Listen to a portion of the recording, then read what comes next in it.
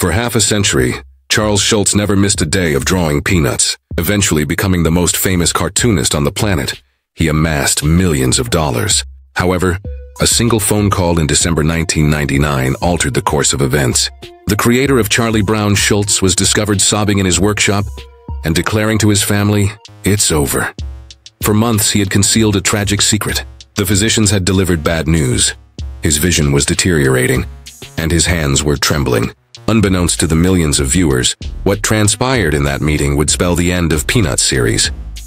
Charles Monroe Schulz came into this world in Minneapolis, Minnesota, on November 26, 1922. Carl, his German father, was a barber. Before she became a stay-at-home mom, his mother Dina worked as a waitress. It was her Norwegian ancestry. They were frugal and lived in a cramped house. Carl ran a small barbershop close to Dina's workplace. Their sole offspring was Charles. He spent much of his childhood in St. Paul. However, for 2 arduous years, they were compelled to relocate to Needles, California, under the Great Depression. Charles viewed the world through the lens of his financial struggles. It haunted him for the rest of his life to see his parents struggle financially. Years later, those same sentiments manifested as the Peanuts character's subtle melancholy and minor concerns. Charles was given the nickname Sparky by his uncle only 2 days after his birth.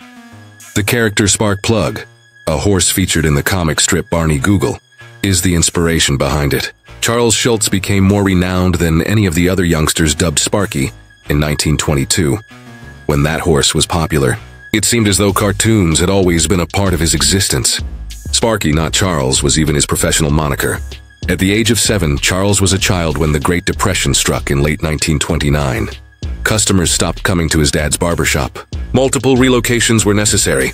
Everything was clouding his judgment. Needles, California was so alien and lonely when they lived there that he later described it as horrible and odd. His incessant worry about ruin never went away. He recalled instances when they were starving. In fact, he mixed it with peanuts because Charlie Brown was afraid they would go hungry if his dad got fired. Charles had experienced that. That was his life. His dog's name was Spike. Spike, a hunting dog with mixed black and white coat, was not your average dog. Razor blades, nails, tacks, and rubber were all part of his diet. Still, he seemed to be all right.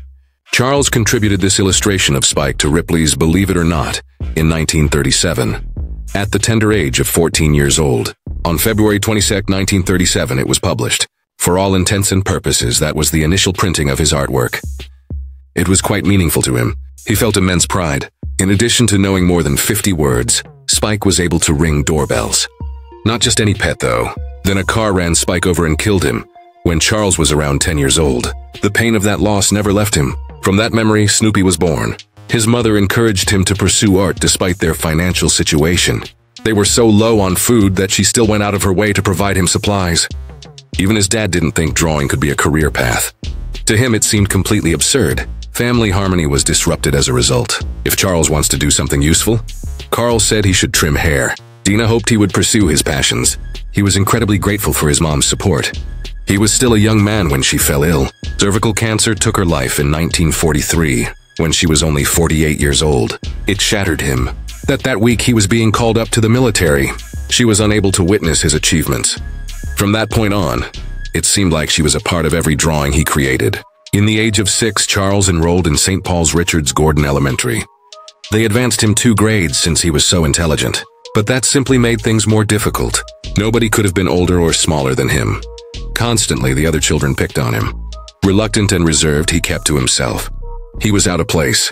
He would always be haunted by that aching sense of exclusion. It evolved into Charlie Brown, the misfit whose efforts at fitting in are ultimately futile. Charles ought to have had a sense of pride when his Spike drawing was published by Ripley's in 1937. His peers, however, made fun of him instead. The drawing was deemed foolish by them. Not even his instructors were concerned. He learned early on that being successful does not guarantee popularity. When it did, it often made matters worse.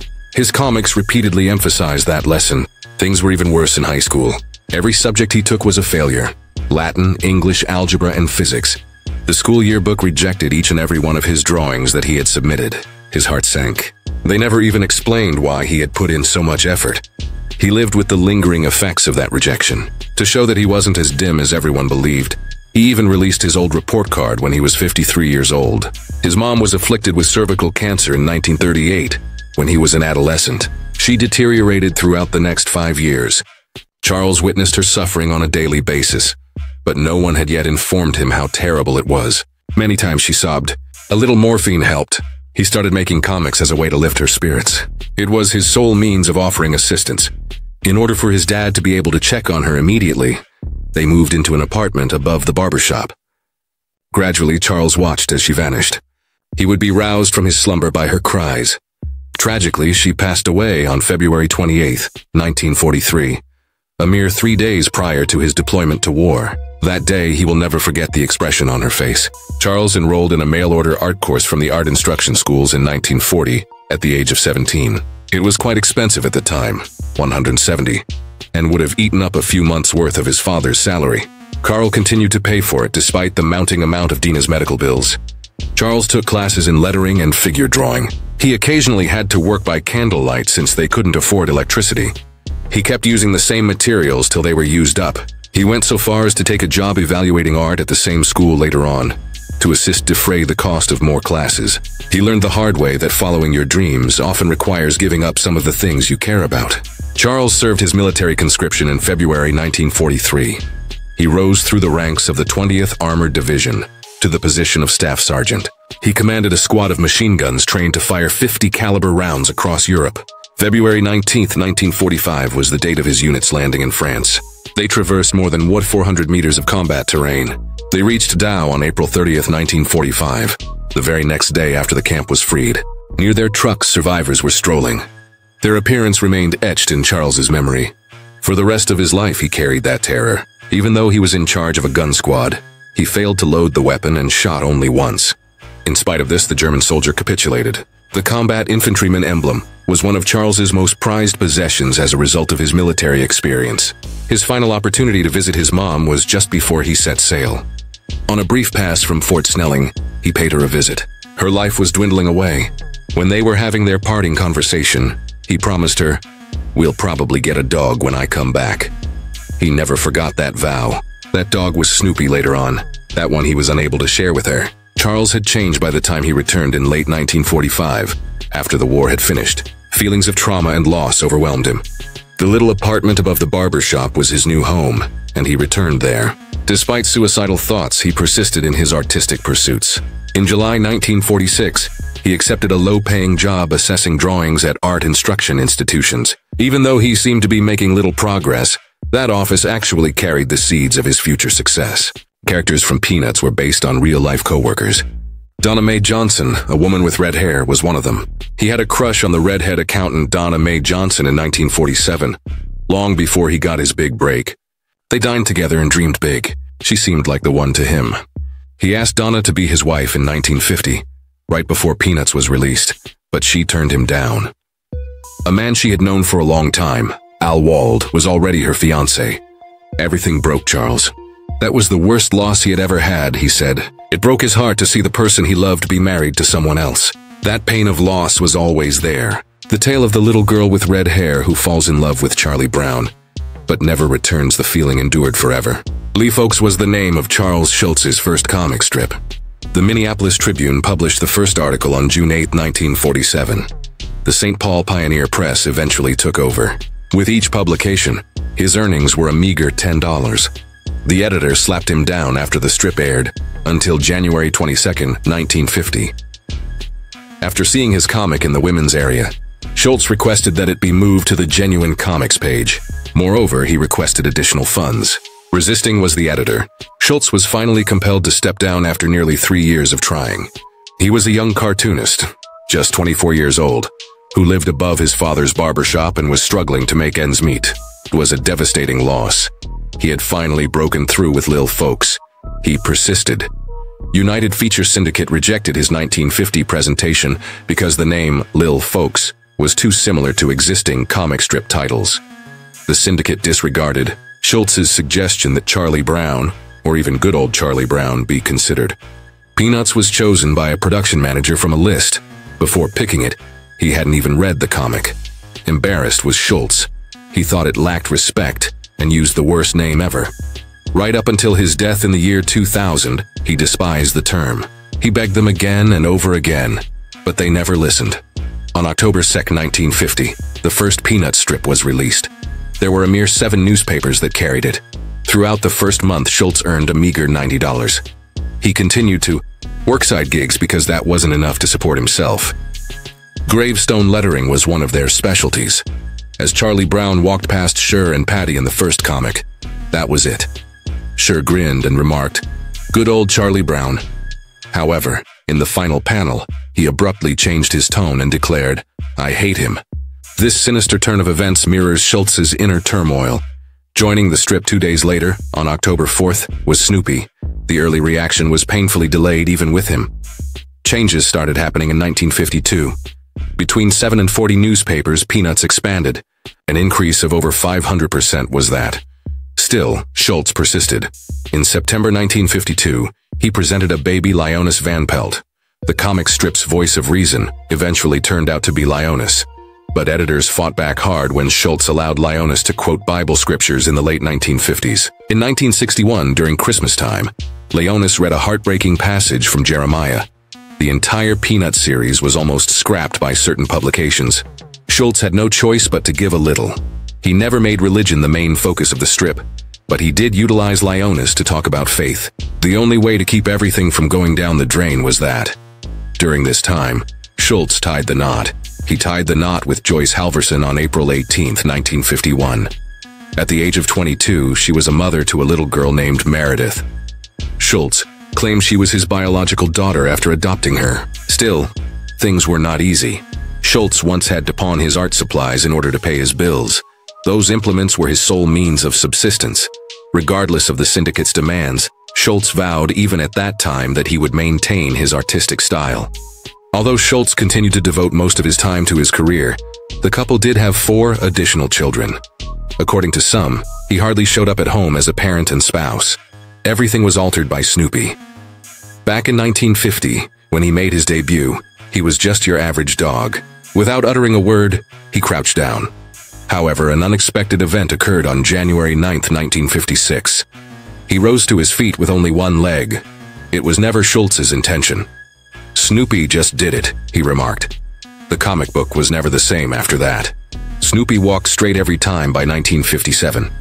In addition to being a flying ace in World War I, Joe Cool became a poor writer and a cool dog. No longer was Snoopy merely a pet. Worldwide, people recognized him. Like Mickey Mouse or Coca-Cola, he became famous. In 1952, Lionis's security blanket made its debut. This concept quickly became a hotly contested one in the comic. Though he never referred to it as a security blanket, Schulz was motivated by his daughter Amy's beloved stuffed animal. It was the readers.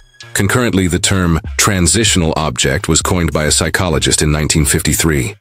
Disagreements arose. The blanket was deemed unhealthy by several specialists. Furious letters were sent by parents. Nearly 70% of children, however, developed strong attachments to things like blankets and toys, according to the study. It ratcheted up the intensity of the argument. Among the strip's characters, Lennis had the deepest emotional investment and was also the most sage. The paradox stunned many. By 1955, over 100 publications had featured Peanuts. It was at that moment that Lucy's renowned mental booth arrived. It was disguised as a lemonade stand, but for a small fee, it provided therapy. On weighty subjects, Lucy would provide scathing counsel. Parents were perplexed, and Schulz derived the concept from his own post-war therapy sessions. Worries about duty and worry were discussed in a children's comic strip. However, children thoroughly enjoyed it. In 1958, 355 U.S. newspapers and 40 foreign ones had Peanuts in them. There have been actual therapists who have utilized Lucy's booth as a teaching tool. Her counsel left an indelible impression. Schnell reagierte Schulz in response to the Soviet Union's Sputnik launch on October 4, 1957. Characters from Peanuts eagerly awaited the arrival of the satellite. In 1958, Schulz poked fun at the actual launch of the dog La by having Snoopy send Lionis into space. After some time, Snoopy became the official safety mascot of NASA. Then a decisive event transpired. Schulz introduced Peanuts' first black character, Franklin Armstrong, on July 31, 1968. The assassination of Dr. Martin Luther King Jr. had just been 11 days prior. Schulz had received a letter from a teacher named Harriet Glickman requesting a raise. Despite his fear of making a mistake, he paid attention. Southern editors were dissatisfied. Someone went so far as to challenge Schulz's decision to feature Franklin in a classroom alongside white students. No, Schulz responded. He stated that erasing Franklin would be preferable to quitting. In the 1950s, the Peanuts product empire went boom. With a $30,000 salary from cartooning, Schulz was able to purchase a $35,000 house in 1952. A miniature Snoopy doll was available for purchase by 1958. For 45 weeks in 1962, Happiness is a Warm Puppy remained a bestseller. Everything shifted after that. Fortune 500 corporations began contacting. In 1959, Ford inked a 7-year contract. When Hallmark introduced their Peanuts greeting cards in 1960, they were an instant smash. There were almost 20,000 new Peanuts products published annually by the 1990s. The brand's yearly revenue was more than $1 billion. The annual salary for Schulz himself was $40 million. The millions will keep rolling in for his estate long after he's gone.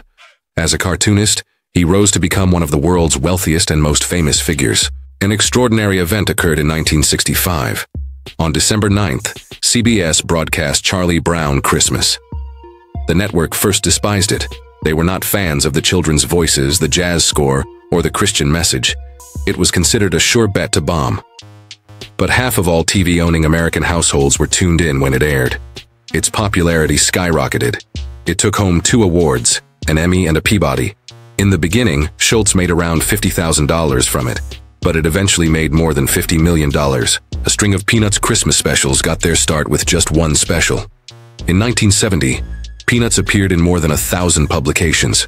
Just from the strip, Schulz was making $1 million a year.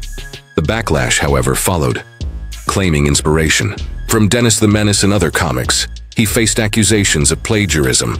He was even accused by others of stealing characters. In order to defend his work, Schulz went to court. Deeply, that wounded him. The accusations continued to haunt him, fueling his chronic anxiety, even after he prevailed. A star was bestowed upon Schulz on the Hollywood Walk of Fame in 1975. However, he was crumbling behind the scenes.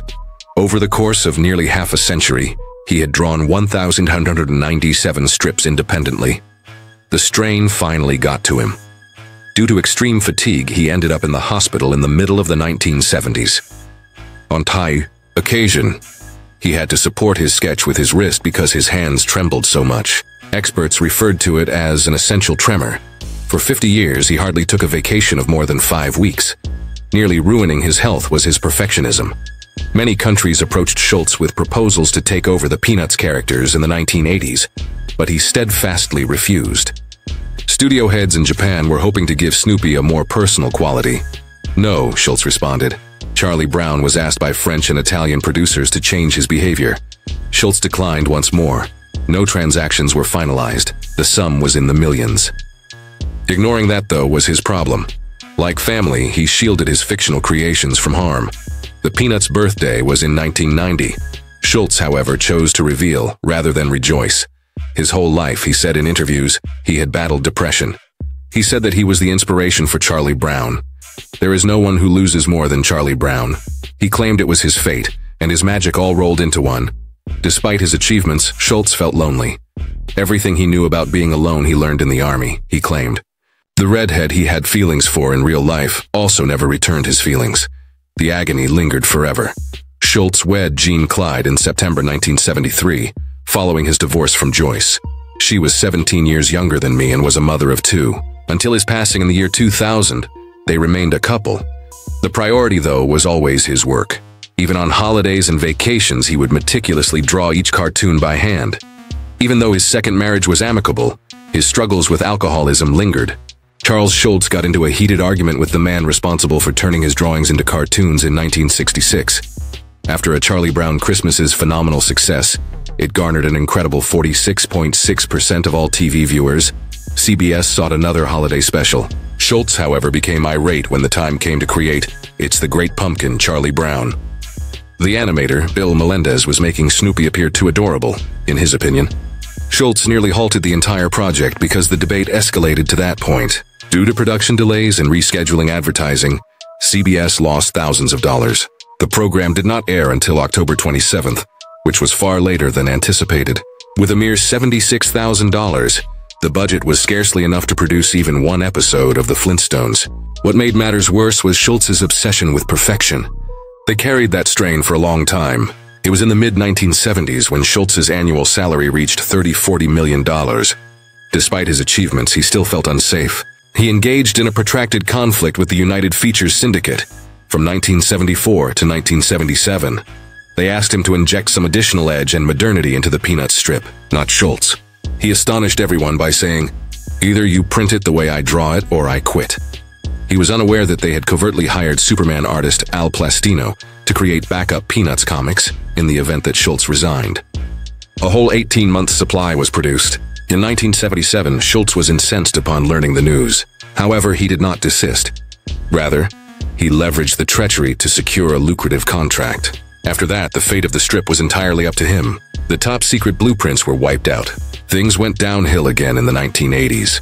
A number of cartoonists claimed that Schulz had stolen their ideas for Snoopy's small avian companion Woodstock. After making first appearance on April 4, 1967, the term was formally titled after the music festival in 1970, Woodstock, claiming that Schulz had plagiarized their designs. Other artists took legal action. There was no silent retreat from Schulz. In retaliation, he recruited prominent copyright attorneys. A childhood pal, and Popeye's bizarre comic character, Alice the Goon, served as inspiration for Woodstock, according to the court. Although Schulz emerged victorious in every case, the conflicts exposed the intense jealousy that pervaded the office. He demonstrated his refusal to allow anyone else claim credit for his work, even if the litigation cost him hundreds of thousands of dollars. Schulz required quadruple bypass surgery in September 1981, when he was 59 years old. He had to put down the pencil for the first time in 31 years. False Peanuts comics began appearing in more than 200 newspapers as he was getting well.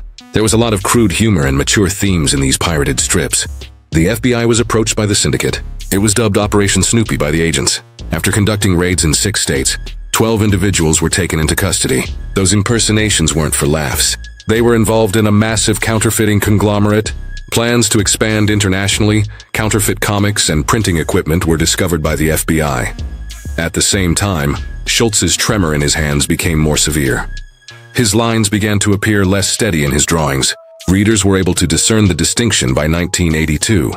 The comics sections of newspapers were on the decline by 1995. From 2,600 publications, Peanuts had plummeted to approximately 2,000. Exhausted, Schulz was 75 years old. His prediction of an early retirement came in 1997. He was enraged that the syndicate wanted to reduce the size of the comic or use ghost artists to assist, and he was sick of deadlines. He had been sketching it solo for 47 years. Word on the street was that other cartoonists were being discreetly approached to take his position. Schulz took his first ever 5-week vacation that same year. Previous strips were republished as he slept. He was trying to prove that he was still needed by the world in this way. "I got the message. We renewed our contract in 1998. In this world, nobody would ever choose Peanuts." He maintained complete command. However, 1999 arrived. Schulz had emergency stomach surgery on November 16th to fix a clogged artery. Stage 3 colon cancer was discovered during the operation. The cancer was far from contained.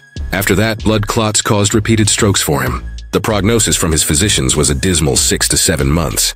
Even though his health had been deteriorating all summer, nobody had realized the extent of it until that fateful day.